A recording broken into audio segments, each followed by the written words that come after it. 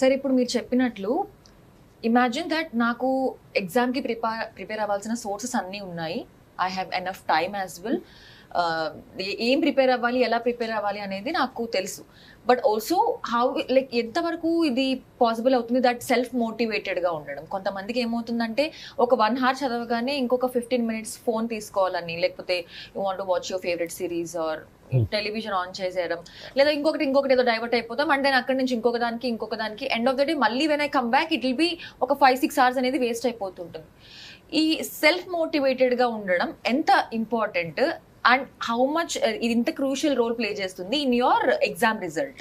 Okay, నిన్న నేను ఒక స్టూడెంట్కి ఇదే క్వశ్చన్ ఆన్సర్ చెప్పాను.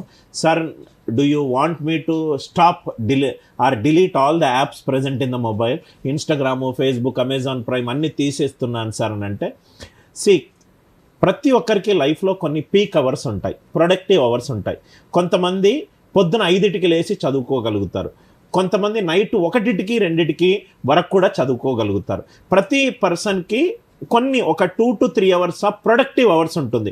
ఆ పీక్ అవర్స్లో వాళ్ళ ఎఫిషియన్సీ, వాళ్ళ ప్రొడక్టివిటీ మల్టిప్లై అవుతుంది. నా సజెషన్, కొంతమందికి కొన్ని అవర్స్ అన్ప్రొడక్టివ్ టైమ్స్, అది న్యాచురల్ సైకిల్. ఏదైతే ప్రొడక్టివ్ అవర్స్ ఉందో దాన్ని ప్రొడక్టివ్గా యూటిలైజ్ చేసుకుంటే చాలు. I give phone to my kids every Sunday. I give phone to my kids, absolutely no problem. నేను వాళ్ళతో ఆన్లైన్లో చెస్ కూడా ఆడతాను, నా 2 కవల పిల్లలతోటి.